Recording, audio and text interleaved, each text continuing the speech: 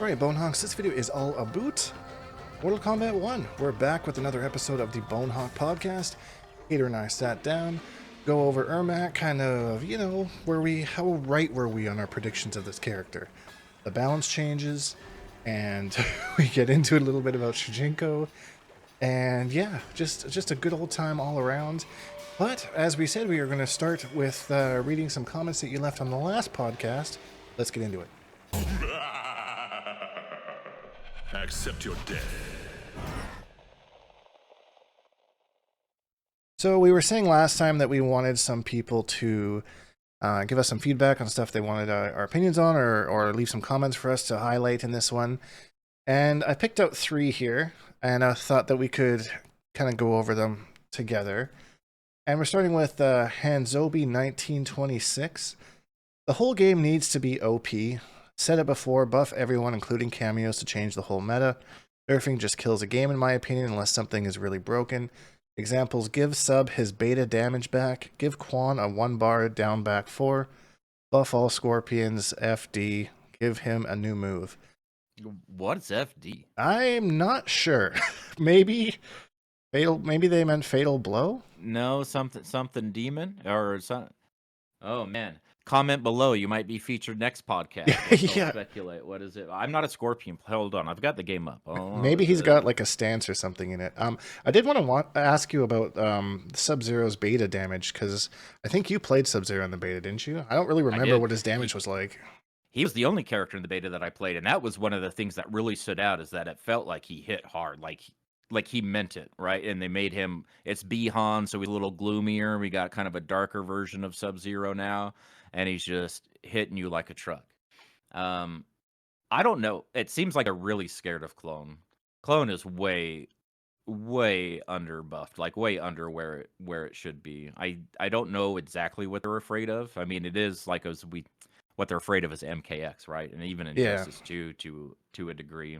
He can't be getting whiff punished by Quan Chi standing 4 by doing that on block or whatever. It's a punish too, I'm pretty sure. Bro, come on. Yeah, it's weird that they've like left Sub-Zero in this state for so long. Like since the games came out, they've barely touched him. I think he got like a little bit of a buff at the start, but I think everyone unanimously kind of agrees he needs something. He does need something, and I don't know what this is. One of those things I would love, like, to talk to Lord Paulo, or just hear, and not even talk to him, right? Just hear some insight. I really like that when I hear that from other developers. Like, this is our vision, right? This is how we envision the character being played, and now that we see it out in the world and how it's actually being played, now that it's not just in the hands of playtesters, it's in the hands of the masses and stuff, right? And so, who knows where the chips are going to land, at that moment. But That's true. and they adjust things to fit their vision, or they just because it's better than like what they intended, right? I don't know what NRS thinks about a lot of this stuff. They're always like really hush hush. I feel like we're getting off topic here. This is like, I'm a monkey swinging from branch to branch. Well, on the topic of the game just being OP in general, like I'm just all for balance. Like if everything's OP and everything's crazy and everybody has crazy shit, then sure. But like, as long as it's balanced and as long as it's interesting too. Like Raiden Kano was the most boring thing, and I'm such a baby. I've said this so many times. I hated that matchup. It was just so boring and brain dead to me. It just wasn't even interesting to fight against, Right. So I mean, as long as it's interesting and challenging, I'm totally up for their game being OP. I'm not a huge fan of those like kill you in 2 combos kind of games, but if everything's balanced, that's the main thing. Characters should have depth. I would like, and I said this a little bit last time, that I feel like Quan Chi, without any adjustments at all in Mortal Kombat 1, should be like low mid. This game's version of low mid, and he is not that, right? Everyone in this game should feel like they have the depth of Ermac and Quan Chi, and now probably Rain, right? Yeah, true. If that's what people mean by just buff and get it up to that sort of stuff, then fine. I'm absolutely on board. But if it's like, yeah, like you lose the game in 1 bad interaction or 2 interactions, and that's even this game sometimes, right? Can be. Dude, and we've seen what Shujinko is enabling in certain matchups. We'll get into that later. We'll get into that. Yeah. Oh, dear Lord. So let's move on. Thanks for that topic. Hanzobi. Well, going on to Ashton Ramsey 386. Man, I Oh, just hope. devouring flame. Did he meant devouring flame? Thank you, hater. Back forward 4. Okay. Okay. That's the unblockable. I think Oh, this is what I okay. meant. Okay, that makes sense. That makes sense. Yeah. I just hope at some point they make the cameos good and viable with every character because the gameplay is based around the cameos, like for example Motaro's side switch combos with Shao overhead axe move and Scorpion's Hellfire move. I think every main character should be able to combo from Motaro's side switch move, not just certain characters. And so, I mean, that's kind of just, I don't know, like, I feel like the cameo system is kind of meant to be kind of individualized per character, right? Like, some characters may make more use of Motaro's teleport, others may make more use of the low, others may make use of the turret, you know? I feel like that's kind of what they're going for. Right, and I feel like they're in the system just naturally. There's going to be just more synergy with some characters than others. Like for instance, the reason why Mataro's teleport combos work is because there's enough hit advantage for him to come out and like do that. Right. Right? That's why it only works in those sorts of situations, kind of like Lao teleport combo sometimes. You need a certain sort of like gravity or hit advantage or whatever. I don't know. I've never done them. I've seen them like a million times, Yeah. but that's what's enabling it. So, in order to give that Motaro teleport to anybody, think about how much faster they would have to increase the hit advantage on every character's moves or increase or decrease the startup of Motaro. And can you imagine what that would do if they sped That would up be nuts. Motaro so much that people could like combo off of? Let's not be ridiculous and say like a 7-framer or whatever, right? But even like, some of their slower mids, that would still be like so OD. So I think that it is cool when it happens, and it's a shame that there's not more characters designed to take advantage of it. I Yeah. think it's pretty balanced, all things considered, but I would like to see more characters be able to use stuff like that. But I don't think it's possible to allow every character to do stuff like that. In general, it's just things that I would like to see, just like somehow making things more diverse. Like seeing Lee May only ever use Scorpion cameo, things like that just kind of makes me sad. Like you should be able to, like characters can use cameos in different ways. You know, like I was saying, some characters use some moves more than others, but I feel like there's just not enough cameo moves for that to really be the case. And I mean, I poor Darius, man. I don't even know what that cameo is supposed to even do. Right, and this sort of stuff is like fun, right? But when it comes down to the line and people are playing the meta and they want to win, and what wins is damage. Yeah. Damage is king, and mix up is queen, right? A good poke game, good strike throat, things like that. I feel like are what's winning this game. I already was just reading about somebody saying they were kind of like moving on from Ermac because Ermac is not great at the kind of like current high level meta, which is like very poke heavy and enforcing I think those sorts of. I think it's too early to make those types of distinctions now. I'm just saying that's a personal preference just from this person, right? Like, For sure, nah, I fair. don't really want to. So those are the kind of things that people are always going to be looking at, no matter what kind of cool shiny toys that they give us. If they're not going to be as good as Copter Chopper or whatever, right? Why should I be spending my cameo bar on anything other than something that lets me to do whatever I want into a box string, and that's going to be a huge chip damage sequence as well, unless they flawless block it at some point. Yeah, So they had to make things more enticing, and I do think they should make other moves more enticing rather than less. I agree. Somebody mentioned that Chameleon is so cool, right? Because she's always available. Her cooldown's so short, and when you watch people play her, it's so much crazier how different the game is when you see so much cameo interaction. Yeah. Whereas, like, you see somebody playing Goro, and you never see that dude. His cooldown's so long. And cameo 2 or 3 times a combo, and then she's back for the next, sort of thing. It's so crazy. But That's my favorite thing when I'm playing against like a Lao or a Tanya in Combat League, and like I'll just start the match and just block for like 10 seconds, and they'll just blow Goro right away, and then they just start doing unsafe stuff because he's not there. It's so funny. Yeah. Okay, so So let's move on from that comment. Thank you for that. The last one we're going to go over today is Crisis Infinite. Said, I never understood the shit where people get mad at a character who is a corpse having an ugly face. You wanted a Brad Pitt face? Also, I can't wrap my head around caring if a character has open-toed shoes. So weird, Lamau. Okay. So that last let's part about the let's hear it. open-toed shoes Let's is hear it. absolutely directed towards me. The previous part, I don't think that I'm actually on the record for saying I actually liked his MKX. I don't mind the mummy thing or whatever. My big problem was the hood and how it just kind of captures his face. You know, like when they talk about hairstyles and face shapes and things like that, Right. and makeup shades that fit your skin tone, and you can't wear bangs, or you should wear round framed glasses, not square ones, or whatever. It's like one of those sorts of like cosmetic things. And it was a hood issue that the mask absolutely like fixed. The shoes, I'll take one on the chin for that. I feel like I was afraid that was gonna be like a Geras Order of Darkness sort of skin, where it's like, why does he have bare feet? Like, did Right. they forget that part of the costume? It looks kind of injustice-y to me. Here's a quiz for the viewers. You leave a comment in the chat, and we'll talk about this next time. Which DC character would be dressed like Geras's Order of Darkness skin and historically does not have any armor on their feet? Either they're hooved or something else where they don't have boots or whatever. I Oh feel man. like that I wonder if that's reused or something. Why I else does he have any feet? Or have any shoes on? I Why is that guess barefoot? someone on staff is a feet person. They just want to see them piggies out and about. Bruh. Uh, I think everyone can agree that above the ankles, that skin is badass. But I don't know. I don't know about the bare feet. Anyway, Anyways, uh, so yeah, that's a good comment. Thanks for bringing that up. I gotta be kept in my place. You gotta keep me in check. you know, all the only thing that did it, all they needed was the open-toed shoes. All trigger warning for Hatyr. Yeah. Thanks for the comment, Crisis Infinite.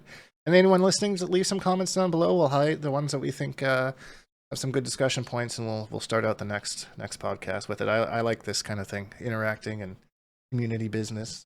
Moving on, starting our actual topics here. So, Ermac came out for pre-release last week, and he comes out officially, I believe, on Tuesday for anyone that doesn't have the combat pack. So we did some good speculation on what kind of moves he was going to come out with. How accurate would you say we were overall there, Hatyr? Not well. So the first point that I have, I actually took notes so I could kind of remember. The first thing we talked about was the speed, right? I think there may have even been a comment about that. I can't remember if you were speculating where it looked like he had maybe slower speed because his buttons looked so big, or whether you thought that he was moving It fast. was just like his walk speed looked like it was absolute garbage. But now that I see him in game, I don't know what the heck I was looking at because he like Dude, it's floats all over the crazy. place. It's nuts. Dude, is it an optical illusion because he's not walking, he's floating, so does it look like he's going faster than he is? I I haven't mean, actually maybe. measured it, but his forward walk speed is really good. Yeah, it was just messing around with that in practice mode, and like, we were saying this conversation the other day. I just love how he just has this kind of limp corpse kind of look to him as he's just traversing around the map. That is just Like a such cool. marionette. Yeah, Yeah, totally. Like yeah. someone's pulling the strings. Like he is just a vessel for these souls, which like I feel like they really captured that. I think this is probably the best Ermac in my. I'm not a huge Ermac fan, but this is the best I think Ermac's looked in my opinion, just with all the little intricacies and stuff that they have with his movements and whatnot. I didn't start liking Ermac until they gave him his own character. He wasn't just Red Ninja, right? So as soon as they started the mummy stuff, they're like, we are, when was that? When was our first? That would have been around MK9, I think. No, maybe before that. In the 3D era, probably. Yeah. Yeah, probably in there with Deception. So I've always thought he was super sick. So I was just praying that he was going to be cool, and prayers have been answered. I Yeah. think he's.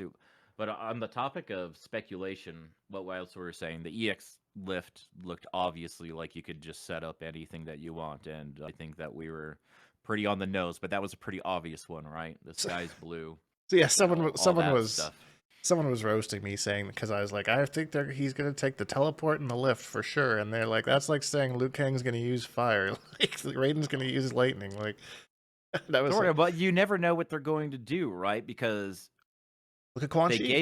gave him lift, but they didn't give him slam. Slam's a part of a string now, and they do that sort of stuff all the time. And it could have been the opposite for all we knew, right?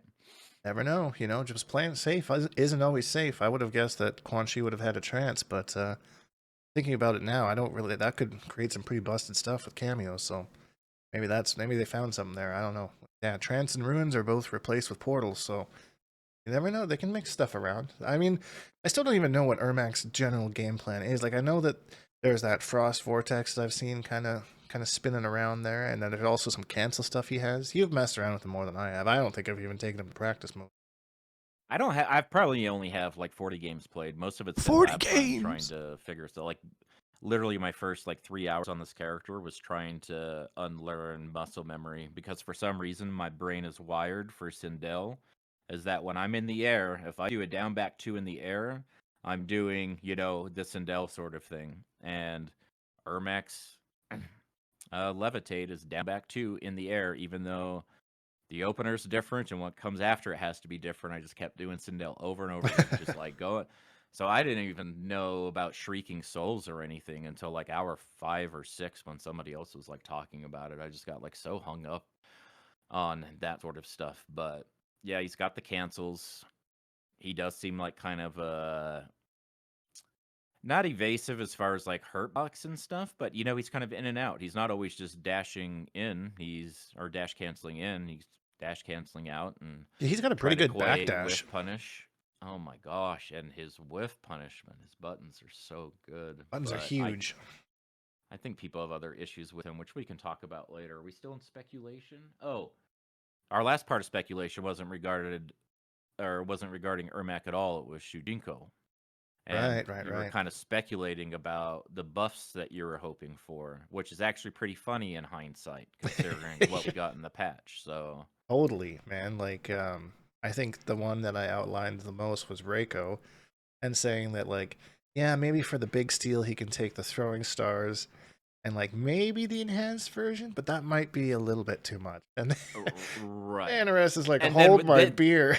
bro. And we laughed about like, oh, what if they gave him the command grab for the long cooldown? LOL, love Right, now. There's no way in hell. right. And he got both. And he combos off the command grab, which is, and he's got the one bar throw. That I mean, for that's no additional resources, just the cameo bar. just the cameo bar. That's it, baby. So like, man, that was what a funny turn of events on that one. Good old Shujinko. Well, I think we'll get into him a little bit more when we talk about the patch stuff. But as far as speculation wise, that was pretty funny. That whole everything unfolded there. You can see how NRS conditioned us and how kind of like almost out of pocket it is for them to do something like this. Like the last thing that anybody was expecting, even like expecting buffs Yeah, of this magnitude, I don't think. I feel like that's kind of the consensus in general. I'm hearing a lot of people say just the patch in general, and this might be a good transition to just patch talk. sure. That the patch is very good, like the best patch we've seen from NRS since like pre-MK11 for sure. Easily. And it's like a lot of people, I saw Tweety saying that it saved Mortal Kombat 1. Like it was just such a well done balanced patch that like it kind of balanced one. I'm sounding like a broken record here, but it kind of like balanced what made Raiden so strong and like gave him a different tool to kind of work with, which was like, and just little things like that, like changing a character without actually killing the character. Things like that I really like to see. And it seems like everyone's kind of, at least from what I've noticed, kind of not really sure where they're shifting to in the meta. Like I'm starting to see more Kenshi coming back. I'm starting to see more Tanya coming back.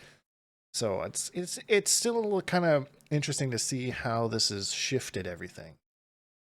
What are rated players doing now? How have they adjusted? Are they using the new move, or are they still doing Storm Cell and trying to use Kano Ball? I What haven't is the seen. adjustment actually? Yeah, so they dulled down a lot of that big long string move that he did, and then they increased the frame data and stuff on his Razzle Dazzle move.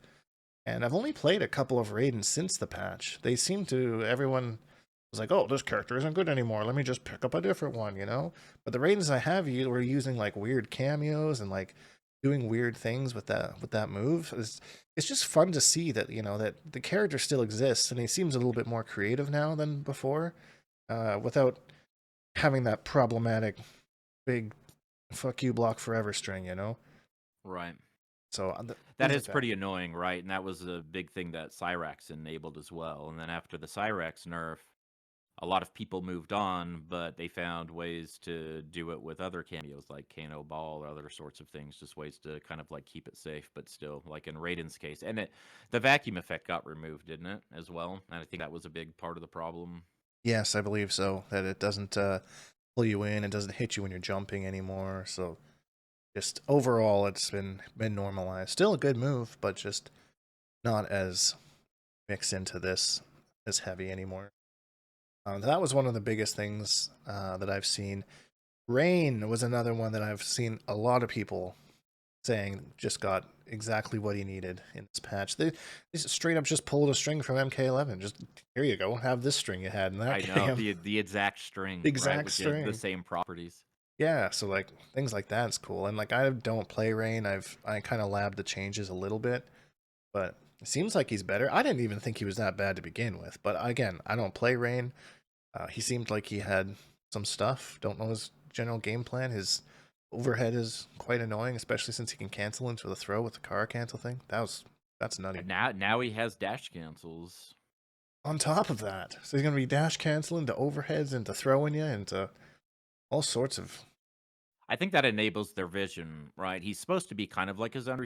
He's a weird mid-screen mix-up sort of like zoner. Not like a Quan Chi full screen Pro try to stuff. catch up, zoner.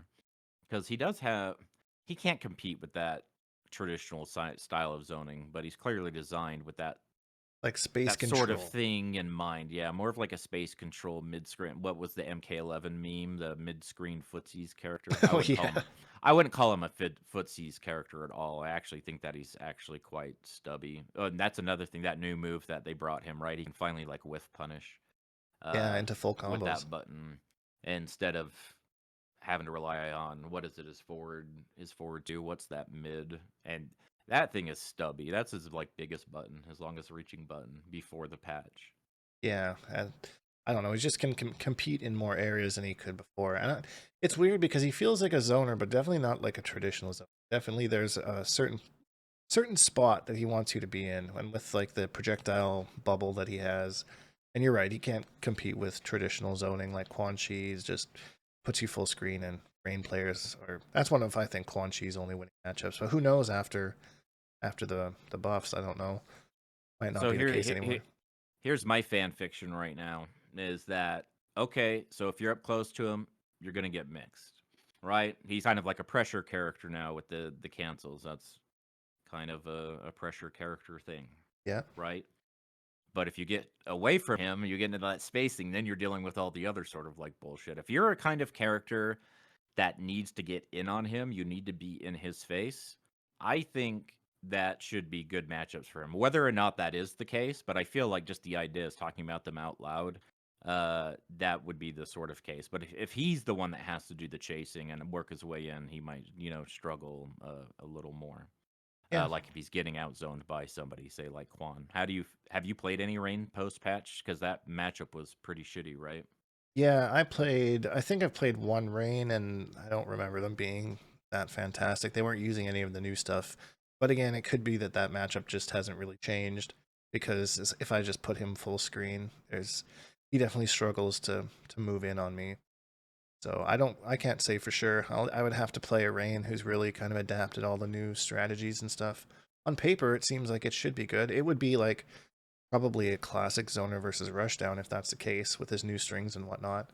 But I can only speculate from looking at the notes, not actually what's actually played. So another one that got some love is Reptile. Now has like invisible almost 50-50s, I guess, with the standing 3 teleport cancels. I was messing around with that in practice mode. Oh man, looks annoying. I haven't actually played a Reptile using those yet, but I don't really look His forward new to cancel off the off the teleport, yeah, the okay. death drop or whatever it's called. I can't really remember. So I saw Foxy say earlier, it was yesterday or today, that I'm paraphrasing here, but I see the vision with Quan, I see the vision with Ermac, but I still do not see or I don't see the vision with Reptile. So I think that cancel, he does get that kind of temporary invisibility. I think he's -10. Somebody was saying, which is why it's not Oh, good. interesting. It's not that strong, but I feel like I don't know. I heard Honeybee say on patch day, right after messing with all the tools on the first day, and he goes, "Okay, well, I can confidently say he's not bottom 3." He didn't say that he's good, but he's not a bad character anymore. Like He's whatever moved he him up. got, and that isn't the only thing that he got, right? Because he had some other adjustments. You got a full Some screen like projectile now. he got the projectile, he got some hit stun adjustments to make his combos more consistent, and you know, I think he and Rain were probably characters that NRS was looking at statistically. I mean, Right. there's what we see in tournaments, but they've got all the data about what's being played in casual matches and all that sort of stuff, and who knows what else they pay attention to. But you know how they'll just hone in on characters sometimes and kind of like buff them, like what they did with Firestorm and Injustice 2. Is like literally no one was even talking about that character, and they buffed him anyway. Um, That's funny because they actually found the Firestorm Vortex like a week before they gave him all his big buffs, and then he I was just know, absolutely busted. Crazy. right? So who knows what their rationale is, but it seems like he's definitely better, but he's not without his issues and stuff still. We'll have to see how Some the issues meta. at least. I don't know.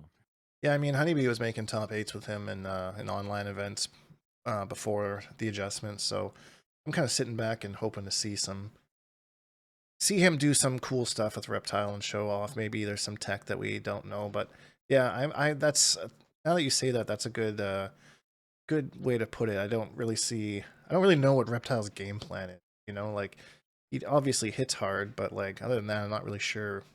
Just does everything not really that great, I guess. I'm not really sure. I feel like there's still some missing pieces of the puzzle, and this is kind of another note that I took is I'd actually like to speculate about some other characters in the roster we think that could also use at least the scorpion or reptile treatment. Where it's like they're maybe a little one dimensional and maybe missing a thing or two to like really bring existing things together. Like in my mind, that's kind of like Lee May, Yep. to some degree, I guess, depending on cameo use and all that and how you like to play her. But I feel like she could definitely use something. I don't need know what that would be, but she definitely.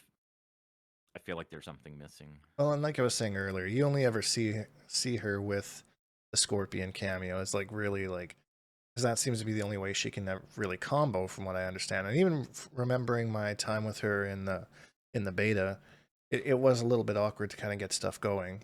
So I mean, maybe if you gave her something like an extra, like a unique combo launcher or something for her, that would maybe help her out and maybe give her a little bit more utility with some other cameos, so she's not just so one-dimensional in her gameplay. But other than that, I hear Lee May Main's talking gaps and strings are an issue, but she's like hella plus on a lot of stuff. So I mean, you gotta have a little give with your take. You know what I'm saying? Right. So I mean, maybe that's just not good character design, right? If that's the kind of because I agree, that's how they chose to balance it.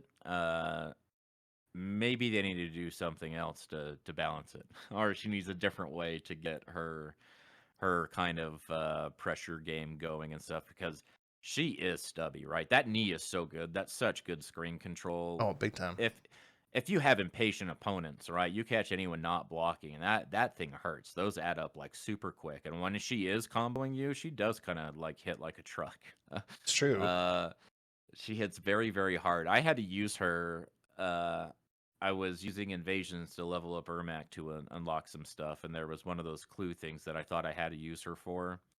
I don't think I did, but anyway, so I brought her in, and I don't play her at all, and that was like the first thing. And this is after like playing Ermac all day, right? I was like, "What are these buttons? Jesus Christ!" Like my mental image of what the spacing would be on some of these things versus like what actually came out. Even though I mean I've played against a bunch of like Lee May and stuff, but it's just so crazy.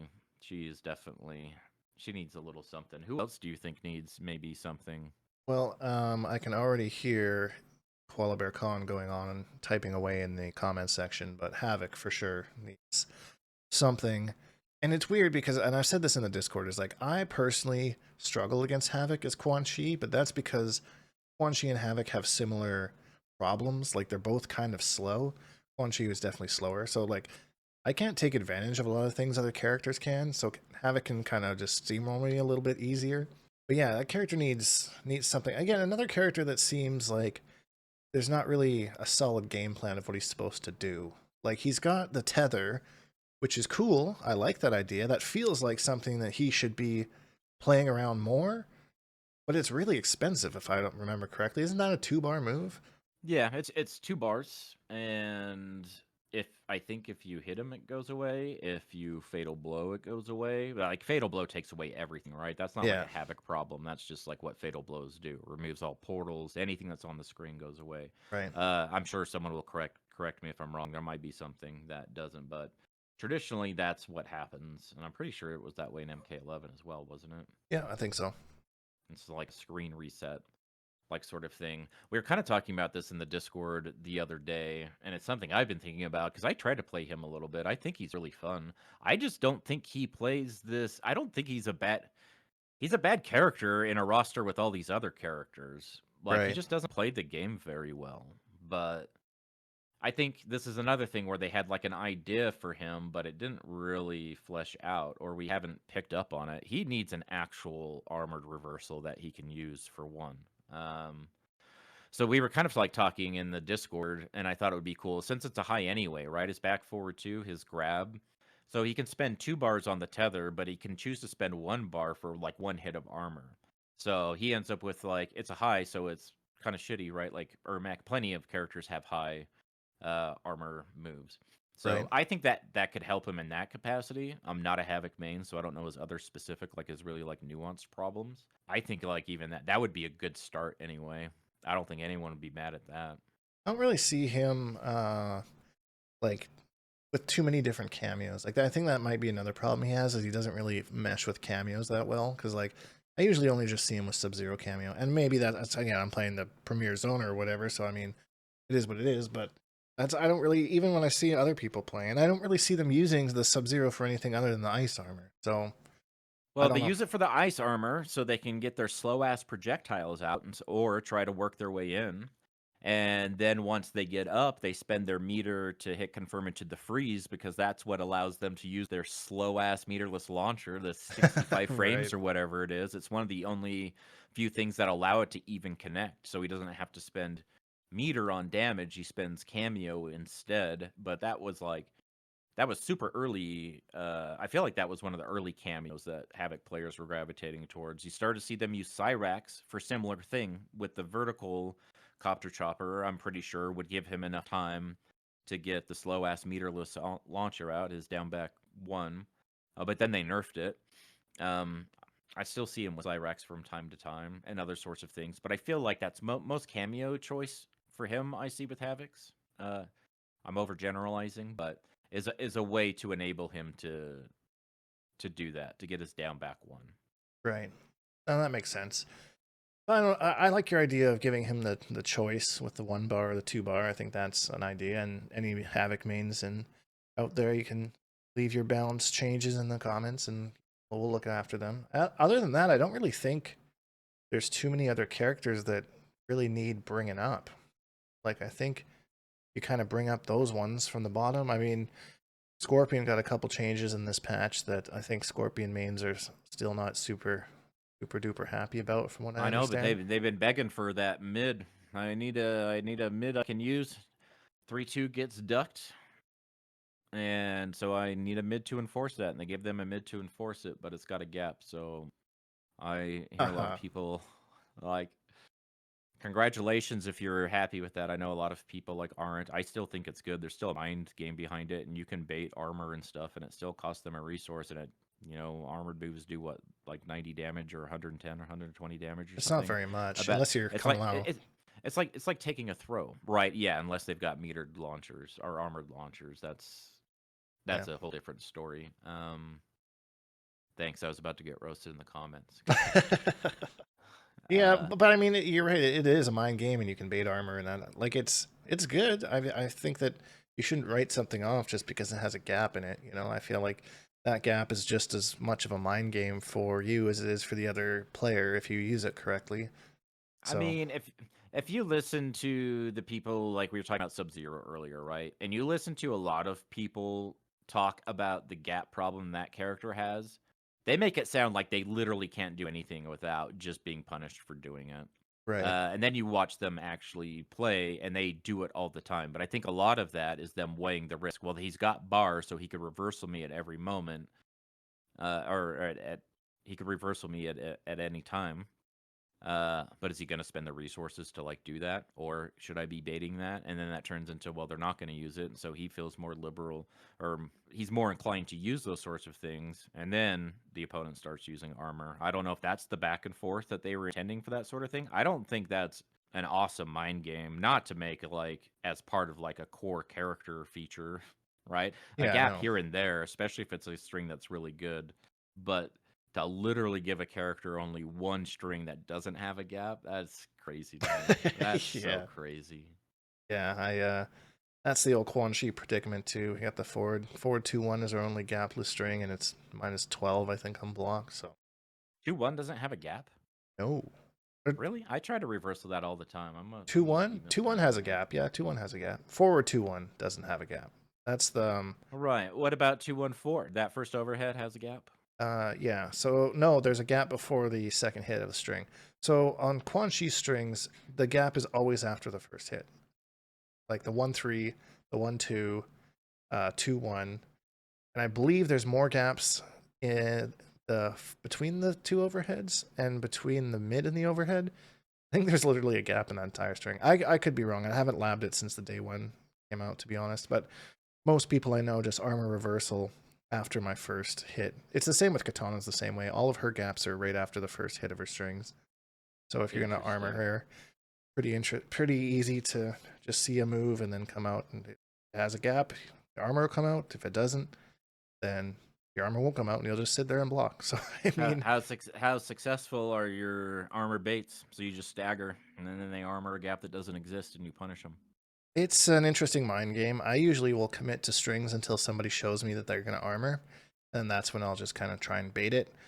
And then you get that mind game again that I was just talking about, where like now I've cut my pressure short because I'm trying to bait some armor, and they don't armor, and then we're back in a neutral situation.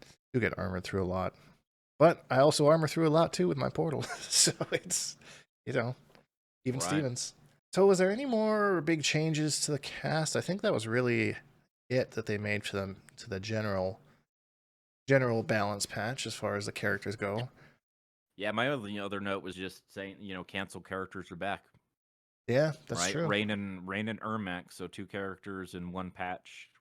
So if you like that sort of thing, I don't. I like Ermac enough that I'll work around it, I think, at this point, but definitely not my preference. That's way too many button presses. Yeah, that hurts my hands just watching some of those cancels, to be honest. But I mean, it's good. Like I was saw a clip of Sonic Fox doing a big, long kind of pressure string, and then not even like keeping it plus or whatever. Looking at the frame data of the cancels, there's one I think that's plus, or they can all be plus if you use the enhanced version.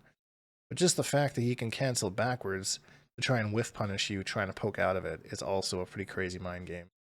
That's Right, and at what point is he going to cancel? And is he just going to cancel and block, or is he? So you got forward dash, back dash, whatever moves he's going to do in between. You just kind of have to be on point, right? You treat it's kind of like the MKX, like handle it like you would in MKX when people are doing that stuff on you. Like it's not the first time that there's been a cancel character that's -4 to neutral and but meter spent, and then they spend a bar from out of nowhere. So Ermac has a couple things like that to where you end up in the middle of this, you get ready to cancel it, or he thinks that the Ermac player thinks that you're ready to challenge it. They spend the bar instead, and now they're plus, and then they beat your button, you get opened up. And it's kind of like what he does with the levitate, because there's kind of like a gap there. You can uplock and stuff unless you go for the faster levitate by spending a bar, and you're not reacting to that. And in that case, it all kind of like gels.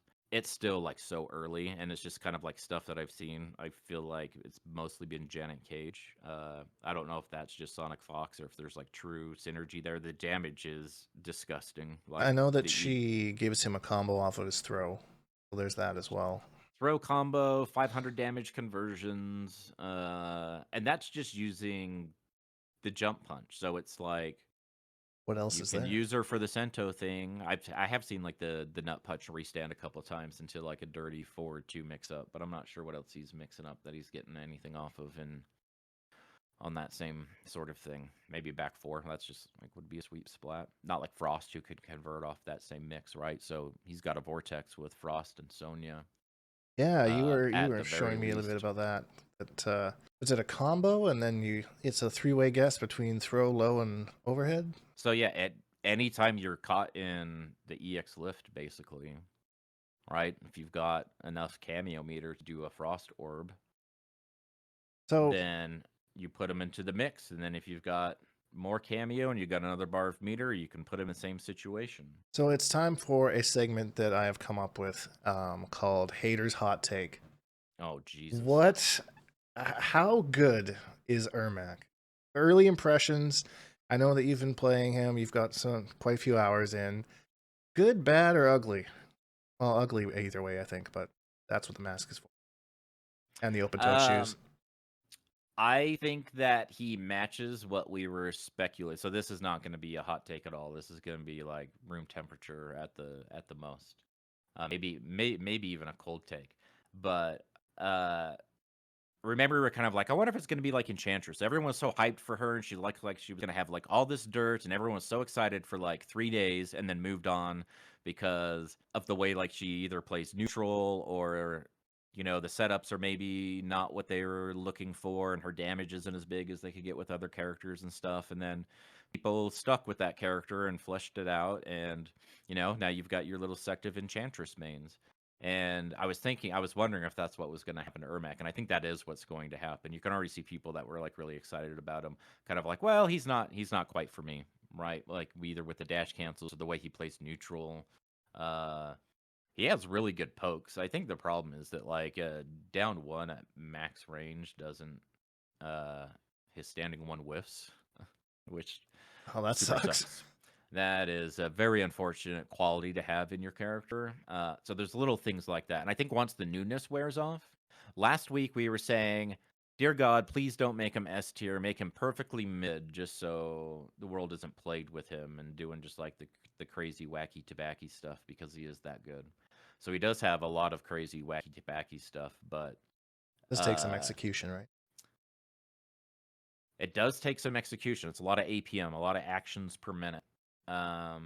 And it depends how you like to play and what kind of cameos you like to use and stuff like that. And if you want to play him as a Vortex character like you did in MKX, you're of course going to be sacrificing some damage for the setup. Like you look at a Janet Cage combo and getting 500 damage easy, and then you look at some of this Frost Vortex stuff, and your setup does 250 damage, and you just spent half a cameo bar and a bar of meter to do it, hoping Right. that you're going to mix them up on wake up, or they're going to wake up with armor and you're going to beat it, with the orb setup and all of that, and to which you cycle into it again. Stand 1 is like +2 or +3 on block, and 1-2. The 2 from 1-2 looks just like his weird ass throw I animation. know, it's so oh Dude, man. that alone, right? So just classic, just stagger standing 1 into throw, and it's super effective with him. How's this down 3? Down 3 standing 1 throw? We can bring that back. Down 3 standing 1 throw. I think that little standing 1 might whiff on Oh yeah, a that's right. You were ranged saying poke that. like that. You're saying that. But I feel like all of his buttons have purpose. He has a bunch of combo paths, and so it's a lot to keep track of. Tweety was talking about this. He's never felt so bad learning a character. He's never felt like he's getting worse with a character more as he plays them. That he's that kind of character because there's a lot to keep track of. It's not like playing Molina where you hit confirm into ball roll, then do your ball roll combo. With Ermac, what did you hit him with? Because that's going to determine your combo, and some have similar paths, but there's a lot of paths to go down, and they kind of lead to, or can have the potential to lead to different things. And if you want to play a setup character and you like trickery and you're willing to sacrifice damage, and I think there's going to be some Ermacs terrorizing people. I have no doubt about it. I think Ermac is a good character who's going to be very, very good in the right hands. If Sonic sticks with this character, Oh my uh, goodness. I think it's going to continue to be really scary. We've just heard Sonic say that they're maining like literally every character in the game at this point, almost. Yeah, true. So it's hard to take that statement seriously at this point. But You never know.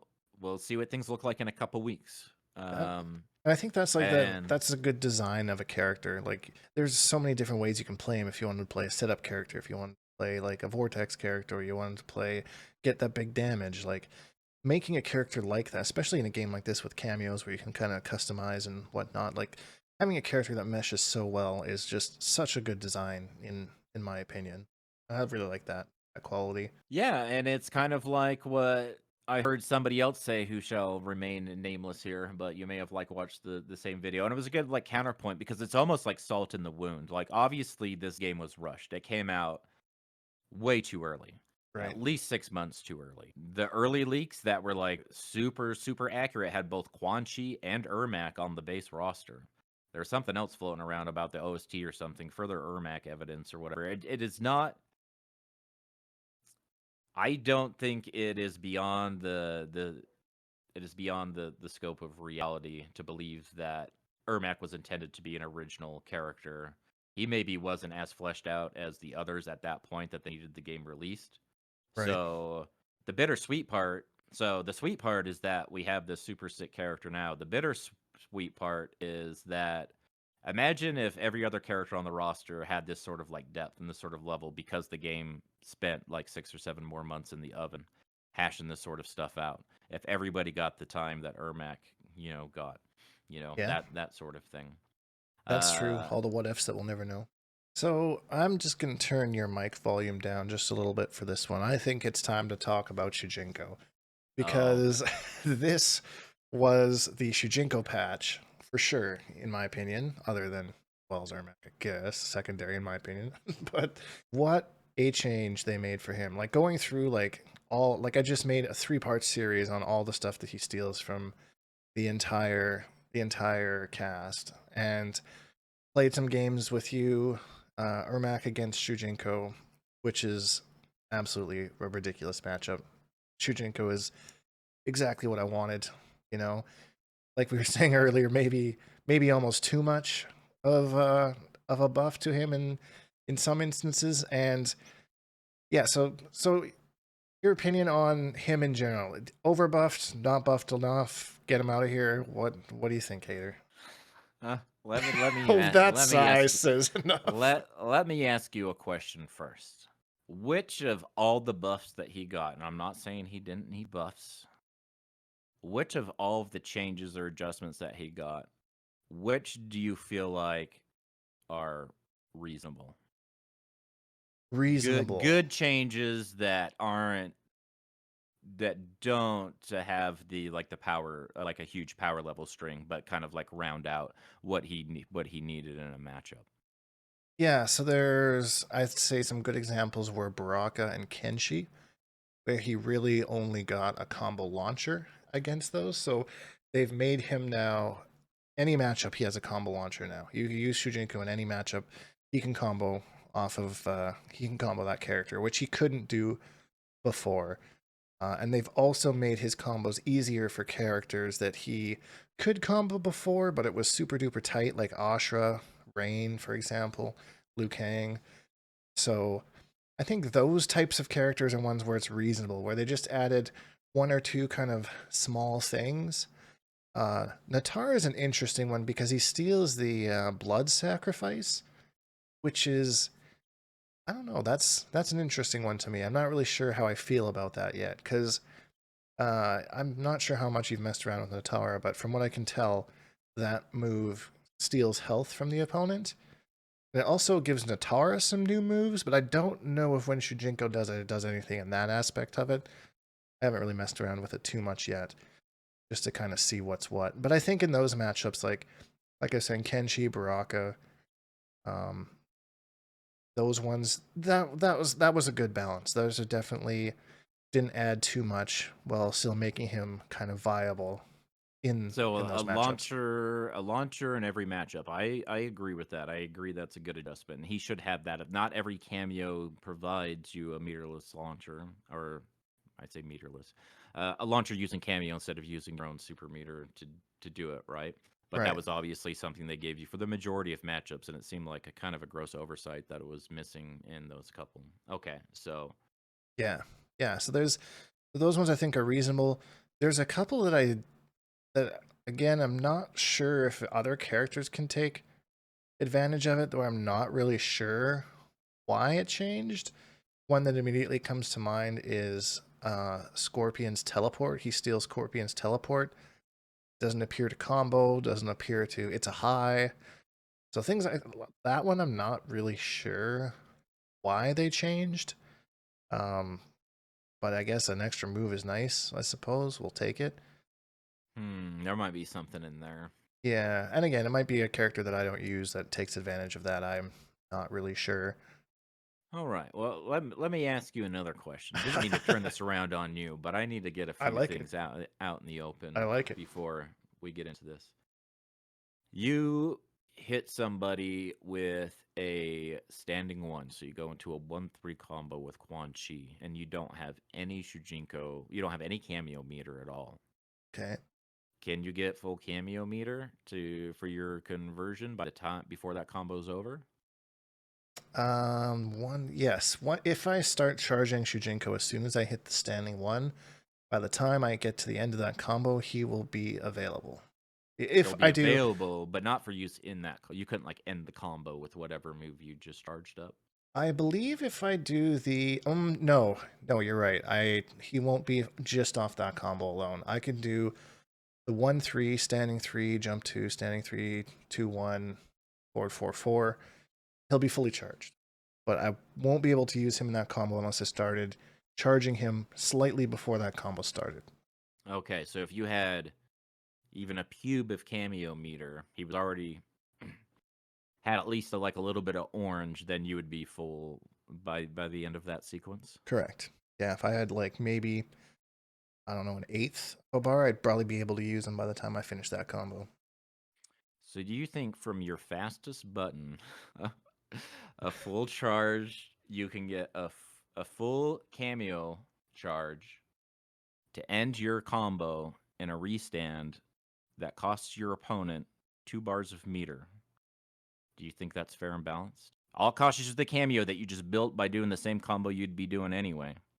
He just gives you the extension. So if you didn't even have any, we're saying that you had just like a, let's say 2% of a bar or something, right? You had like a little flick out before you got hit in the face. Right. I This mean, is this is my concern. Reiko and Ermac especially. Like that seems like way too much. yeah, and I mean, to some extent, I can agree. Like, I think if he had the low, that's one thing. But giving him the low and the lift, I think that's a bit much. Like one or the Right. other, So in my you were saying opinion. that too, right? Oh, they finally gave him a launcher, for against this character. But Ermac, he's got two, not just the restand, He's but actually the actual the lift as well, the EX lift. he's actually got three because he can cancel Ermac's projectile into a combo. All for the meter that you have to that you have to charge. That's an ambush that you can bring out at any time, including in the middle of combo, and even sometimes build it in time to just finish your combo with it. How do you think they balance that, or do you think it's fine as it is? I don't think that's fine. I think one or the other. Like there's just too many combo paths with that because one of them starts grounded with that low that you're talking about. It takes 2 bars, and the other one is airborne. So you can hit them on the ground, as you know. You've seen this firsthand, but some people might not. You hit with the Shujinko low projectile on the ground, pull Shujinko back out, charge him, do whatever you want while your opponent's stuck in the little hand trap, launch them. By the time you get done launching them, he's already back to use for you to use the lift at the end of the combo to get more damage. So, I mean, any characters that kind of have restands, like I'm thinking like Sindel, for example. Sindel and Shujinko could probably do some absolutely disgusting stuff against Ermac.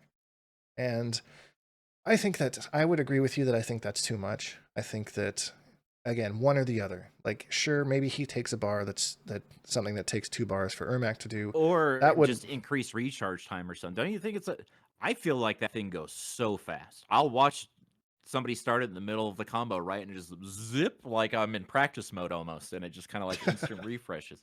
It goes so fast. I don't think that's the issue, honestly. I think that the rate at which he charges is fine. I don't think I would adjust that at all. Some people have thrown around the idea of him being charged when you start the match, and I really don't agree with that because there's way too many instances where, like you said, you do a combo and you're charging him while you're comboing. He would just never not have a cameo. I think that's not the greatest idea. But I don't really think it's too much. I definitely don't feel like that would be the way to balance the Ermac situation. I think that either they need to add a fuck ton of scaling to those moves, or just change the move and just maybe leave them with the low and take away the lift, or vice versa.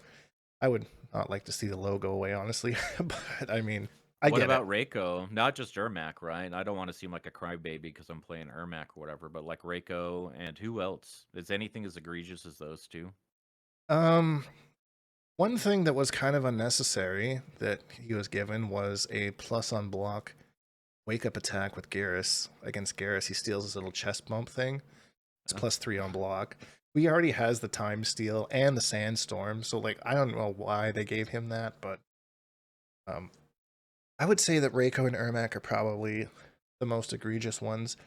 Like Reiko with the stars and the grab, and I mean the grab scales like shit, but still, it's a launching mid command grab that can tick off multiple characters. Like You had so that's like more salt in the wound. Not only does he have to spend all those resources for it, right? He doesn't have a single tick grab, and I know, but that's specific to a character, right? The reason that tick grabs exist is because of the recovery frames off of like a block poke or whatever you're ticking from. So that's yeah, just going to be all sorts of characters are going to have inherent tick grabs just by design or not have like anything at all. So he was definitely intended not to, but they couldn't take him away from Quan without literally adjusting his frame data unless they did something specific for that if Shujinko's paired with him, which I don't think they would be altering frame data on a character to character basis. yeah, no, that would be a little bit different. Yeah, because I think that might be a bit much against Reiko. Like, to be honest, he was useless against Reiko before. Like, everyone kind of knew that, and he definitely Yeah. needed something. But I feel like this was a little bit too much. Like, especially giving him the throwing stars as well. Like, man, I played a couple Reikos, and I just feel bad for him. Like, just like purple skull Yeah, throwing I stars, purple mean, skulls throwing stars. Like, he the did. command grab is the combo. Does he have another combo starter besides that? That's just what they gave him Yeah, to. that's his combo launcher against Reiko. Which, to be fair, I don't really know what else he would give him. I mean, he has that kind of flying knee thing, I think, doesn't he? I don't know. Yeah, I mean they change the properties of these moves all the time. Maybe it just shouldn't be a mid. Give him a combo, but it's going to be a high, and even keep your tick throws right. Just shouldn't be a mid. Yeah, I agree because again, that's 2 bars that Reiko has to use for that, where Shujinko just uses his cameo meter. And this is another thing that I think is weird is Ermac and Rain, he can combo off of their cancels that he steals from them, but it costs you a bar of super meter, which is interesting because I don't think it costs either of those characters super meter to cancel off of their cancels, if I remember correctly. I could be wrong. Who Rain and who? Rain and Ermac, their It little doesn't charge cost. moves. No, that doesn't cost any. Yeah, so it's interesting that it costs Shujinko a bar, or costs you a bar when you use Shujinko with those cancels. But I guess that's their way of balancing it. That like Oh, yes, that's where they draw the line is the cancel, right? There must right. be something really broke behind there to gate that behind meter when they're letting some of that other shit rock like scot free. That's what confuses me, right? That you got a 2 bar steal from Ermac, a 2 bar steal from Reiko, but when you're stealing these cancels, that's when you have to use a bar of your super meter on top of your cameo meter. So they either know something that I don't, or that's a very weird balance change to make.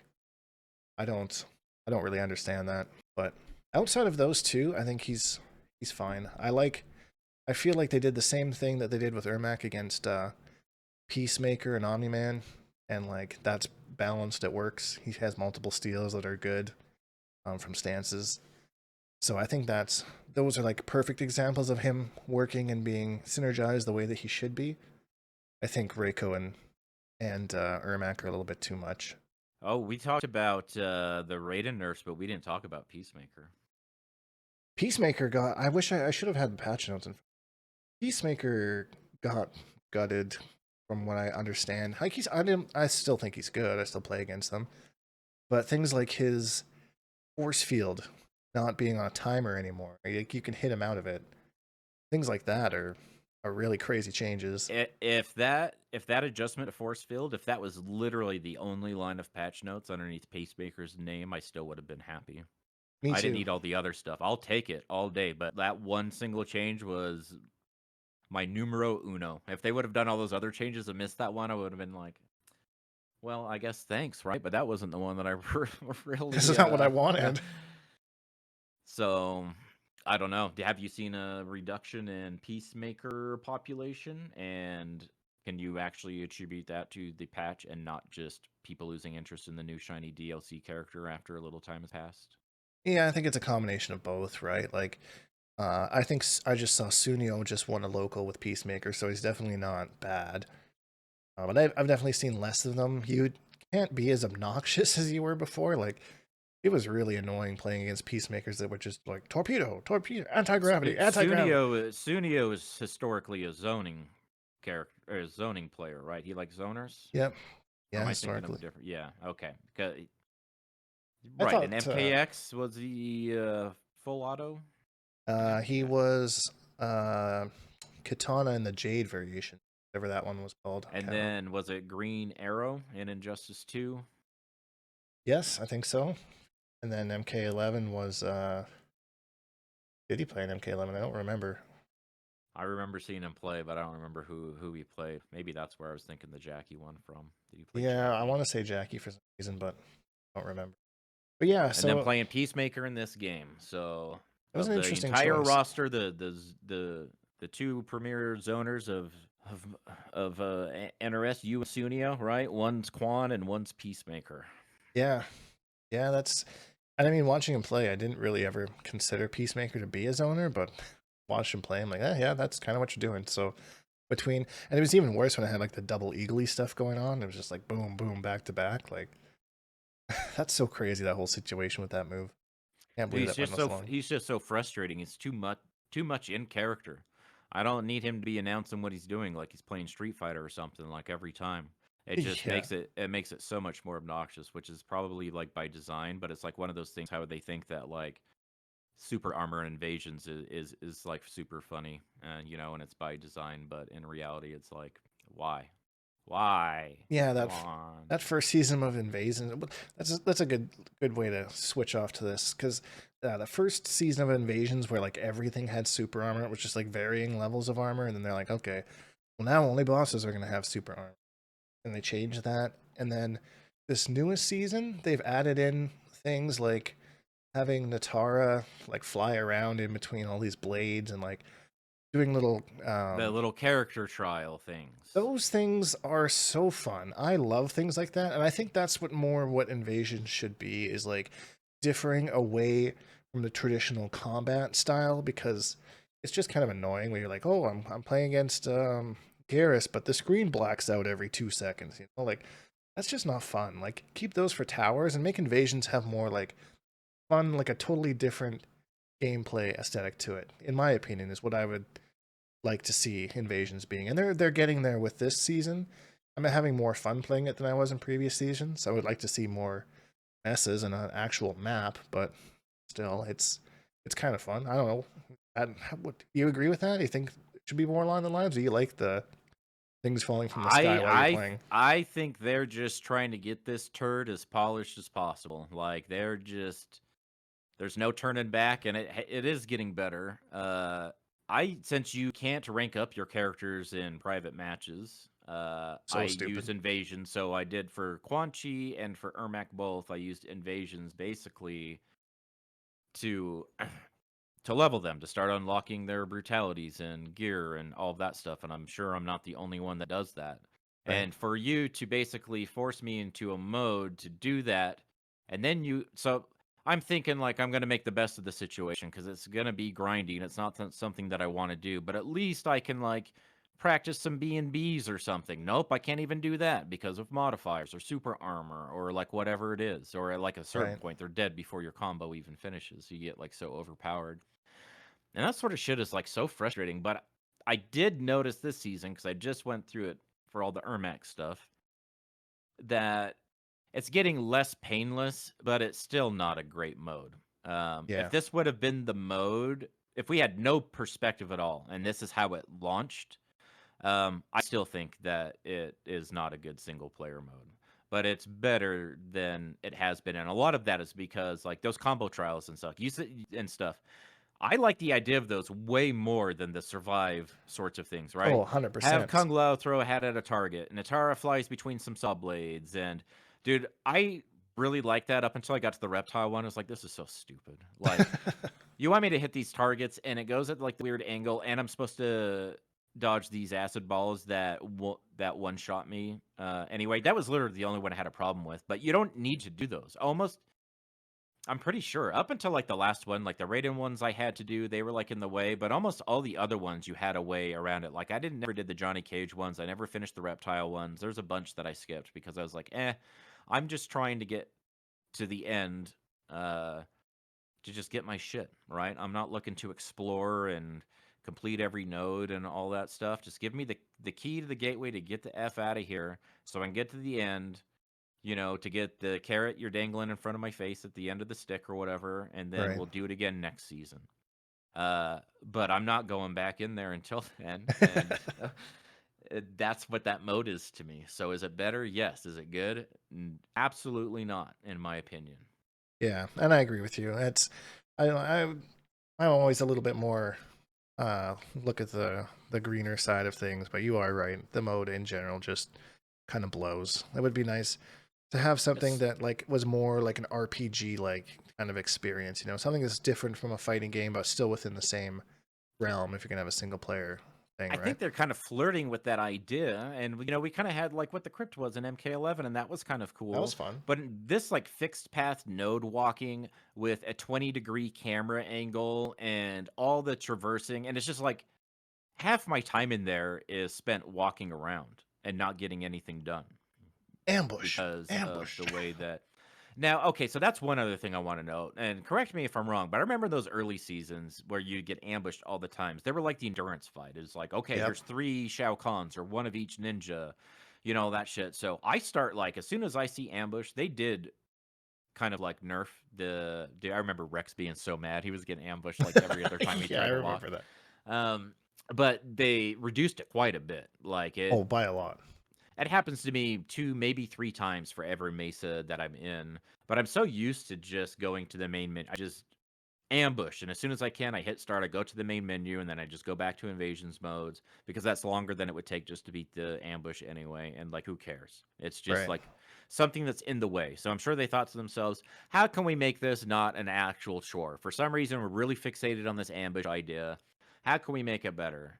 So what I noticed this time, and it could have been previous seasons as well, but I wasn't paying attention to this season.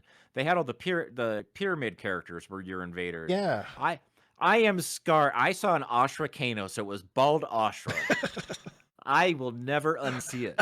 But it's kind of like now it's like ambush, and it's like, okay, what fuckery do we have this time? Oh, okay, it's the reptile Geras one again. I'll just go back to the main menu. Like who cares? Crocodile. But it is the crocodile.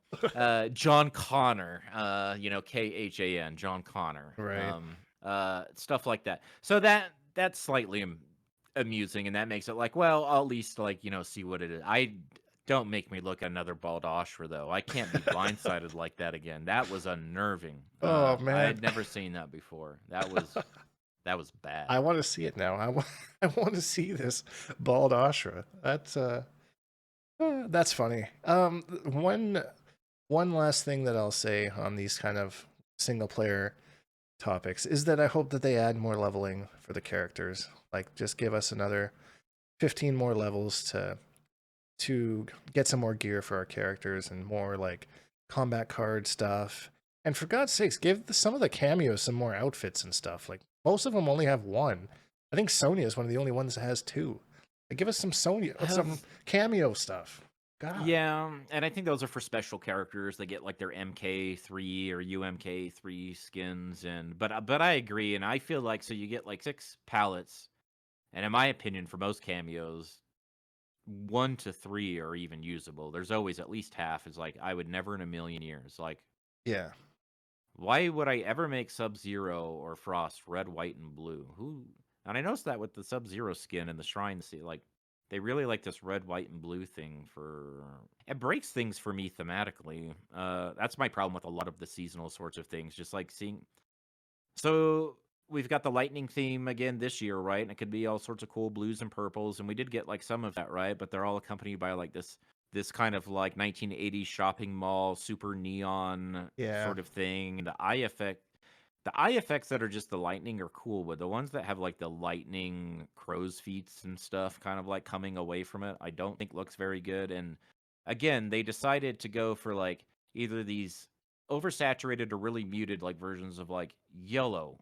Yeah. Like Yeah, why it's is everything gross. yellow Why do again? they go with yellow and reds? And it's like, no, like the last season's It's skins were just the way terrible. these like come together. Like, who's making these decisions? I don't think that we've had Natar's is the closest one I can think of, and that was like, how do you fuck up white, red, and black? And they still did to some degree on some of those skins, in my opinion. Yeah. But every other season's been a bust, in my opinion. Very few out of the hundreds of skins of all of those.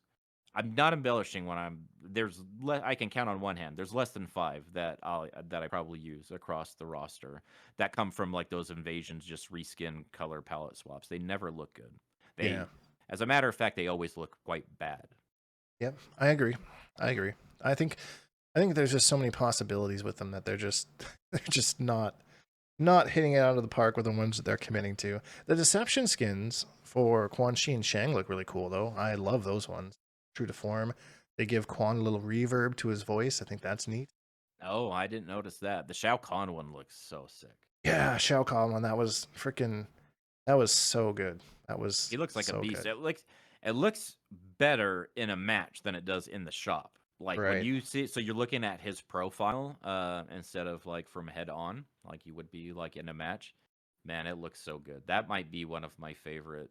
Oh, that's one more thing, that we should mention is that premium skin price got cut in half, so it's $5 instead of $10 now, or 500 crystals instead of 1,000. Yeah, which is nice Um, because I haven't bought any dragon crystals since the game came out, and I think I've only bought one thing from the store, and I only had 1,000 dragon crystals at the start of this. So I mean, you accumulate them pretty slow. So it's nice that they actually changed that a little bit and dropped the price on it.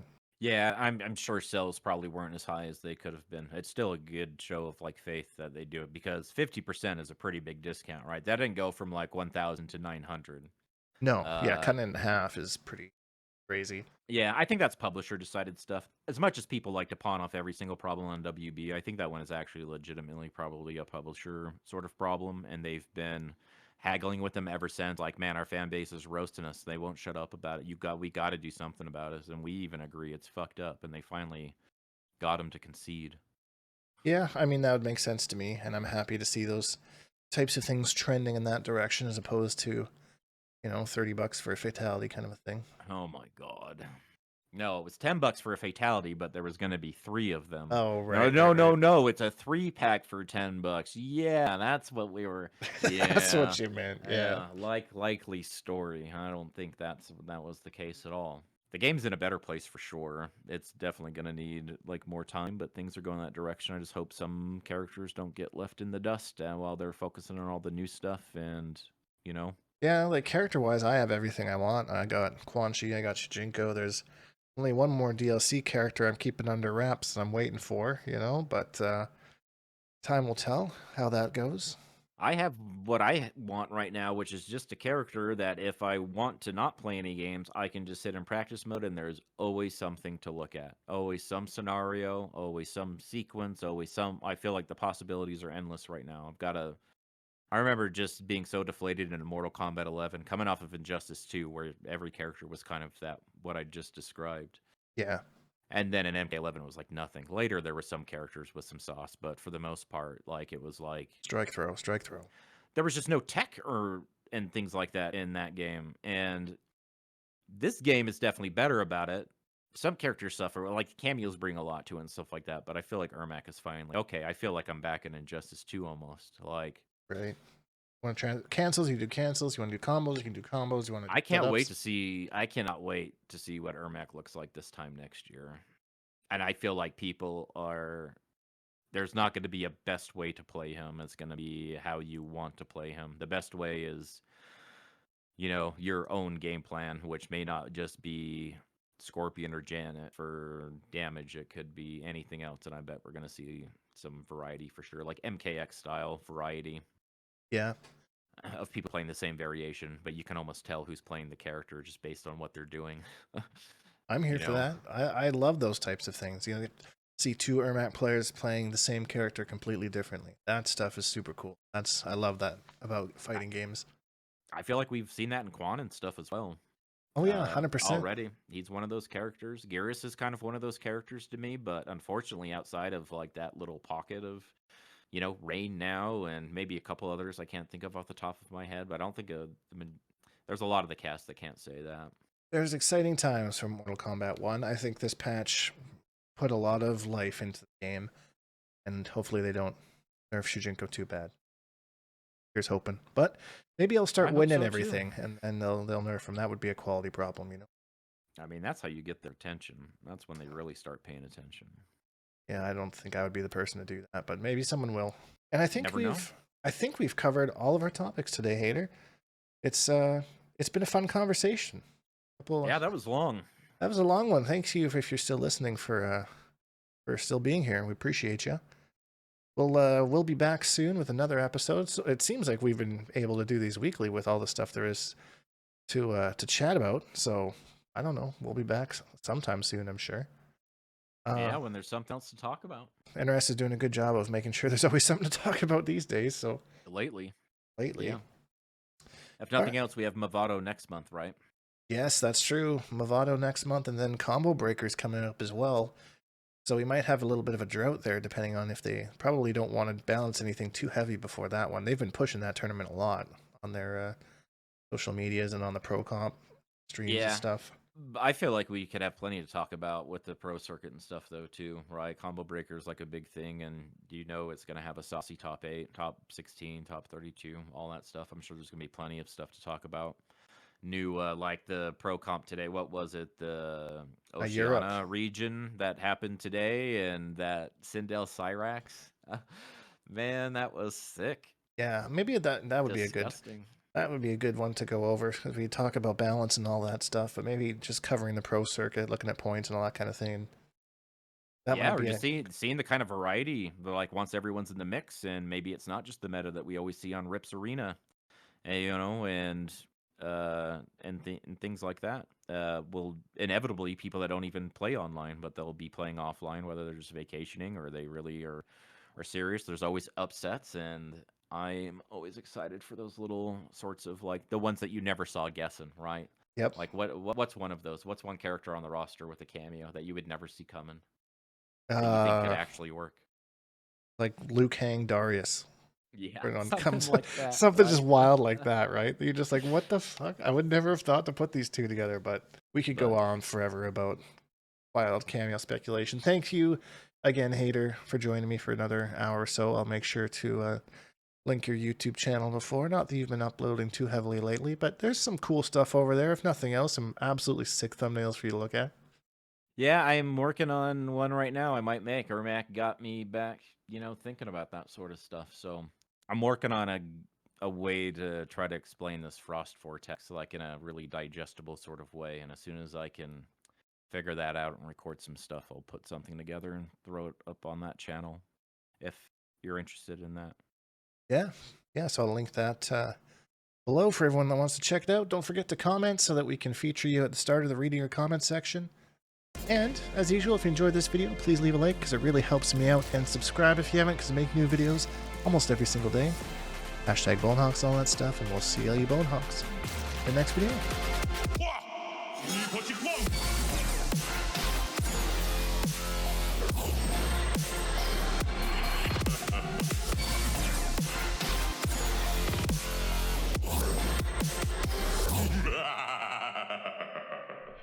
Accept your death.